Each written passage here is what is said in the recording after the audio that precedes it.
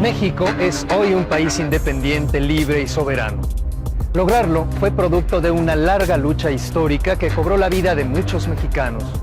Veamos cómo se llevó a cabo este proceso en donde confluyeron tanto causas internas como factores de tipo externo. En el siglo XVIII, la Nueva España vivía una aparente prosperidad. Contaba con un amplio territorio y su capital estaba considerada como una de las ciudades más grandes y bellas de América.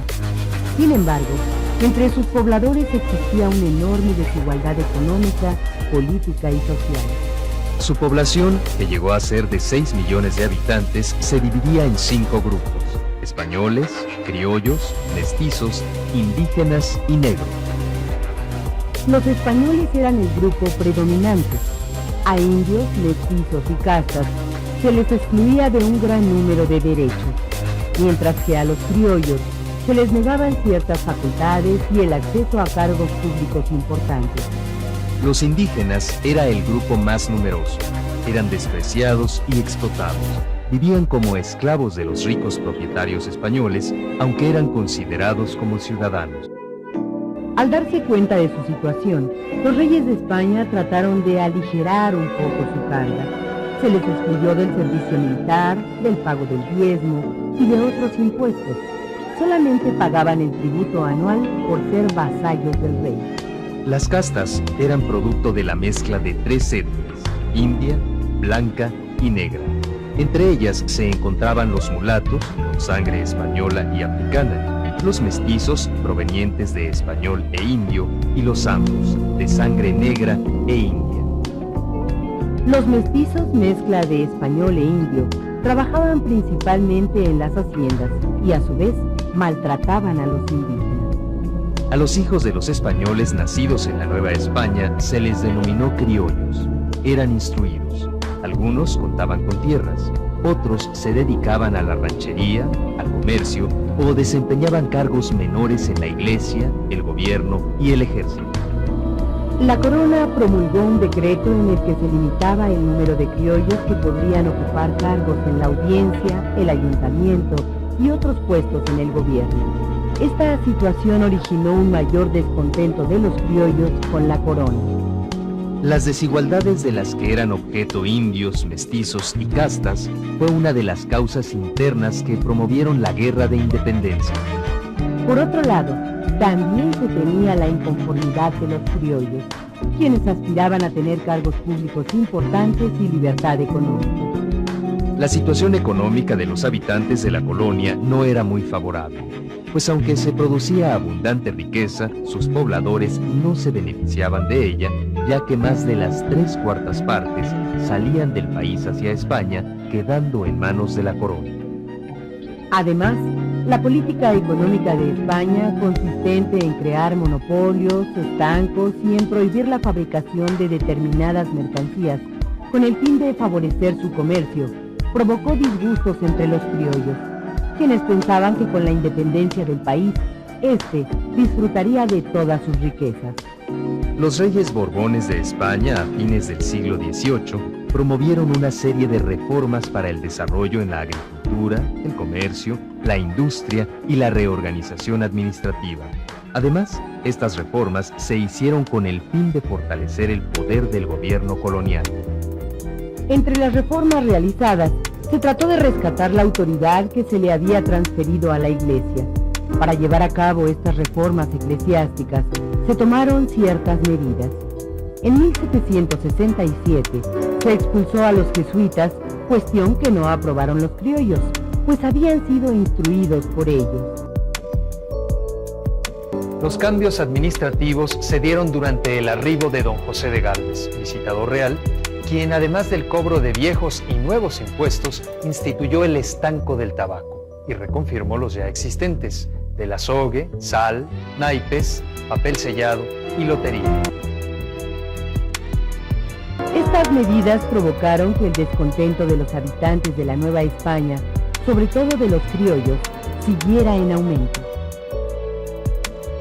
Además de la situación interna del país, en el exterior se dieron ciertas causas que favorecieron el inicio del movimiento de independencia. En Europa se estaba dando una importante revolución ideológica. Grandes pensadores como Diderot, Rousseau y Voltaire fueron leídos y estudiados en la Nueva España y lograron transmitir sus ideales de libertad individual y democracia. Juan Jacobo Rousseau, pensador francés, por ejemplo, en su obra titulada El contrato social, divulgó ideas políticas que otorgaban al pueblo la soberanía, considerándola como base natural de toda sociedad. El gobernante y el pueblo firman un contrato por el que se aseguran mutua protección.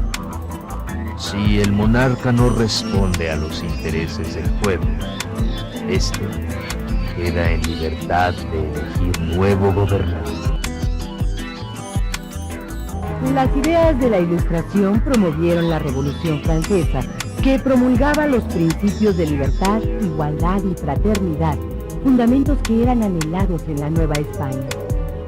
Otra causa externa que influyó en el ánimo de los pobladores de la Nueva España fue la independencia de las 13 colonias norteamericanas del Imperio Británico. Otra causa decisiva fue la invasión napoleónica a España en 1808, por la cual Carlos IV abdicó la corona en favor de su hijo Fernando VII, quien no logró mantenerla y la tuvo que ceder al hermano de Napoleón Bonaparte.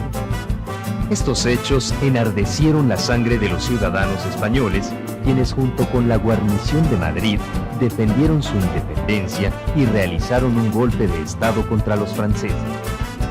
Esta situación fue aprovechada por los criollos. La abdicación de los reyes españoles proporcionaba razones legales para independizarse. Para analizar la situación, el síndico Feliciano Primo Verdad y el regidor Juan Francisco Azcárate acordaron entrevistarse con el virrey José de Iturrigaray, a quien propusieron que se desconociera la abdicación de Carlos IV en poder de Napoleón, pues se reconocía que ésta se había realizado contra su voluntad. Además, Primo Verdad y Azcárate le solicitaron que de manera provisional el reino fuera soberano, hasta que no lograra ser totalmente libre y recobrara a su legítimo monarca, pidiéndosele al virrey que continuara al frente del gobierno sin rendirlo a ningún país. Esta proposición se fundamentaba en un documento redactado por Azcárate. Falta de un monarca. La soberanía radica en el rey. Con más razón, en los tribunales superiores y en los cuerpos que portan la voz pública o cabildos municipales. El virrey José de Iturrigaray convocó a una junta de gobierno en la que halló impugnación por parte de la audiencia, ya que los peninsulares temían que el poder pasaría a manos de los criollos. Cuando el virrey mostró su interés para con los criollos, se inició un debate político, ante el cual los peninsulares que integraban la asamblea optaron por la violencia. Dieron un golpe de Estado, en el que se destituyó a Iturrigaray y en su lugar quedó don Pedro Garibay. Esta obra desalentó las intenciones de los criollos, quienes se daban cuenta de que los españoles no les permitirían formar parte en el gobierno.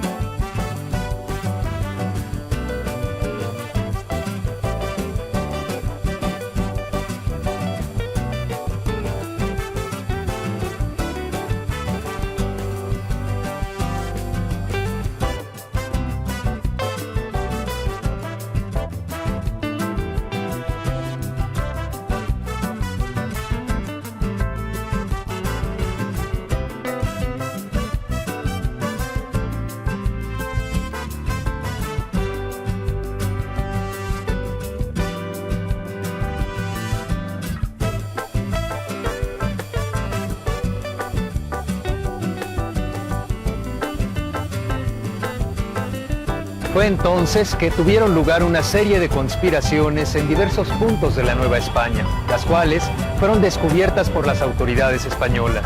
Pero los inicios de nuestra independencia ya no se podían detener. Estaban en el mismo aire que la Nueva España respiraba.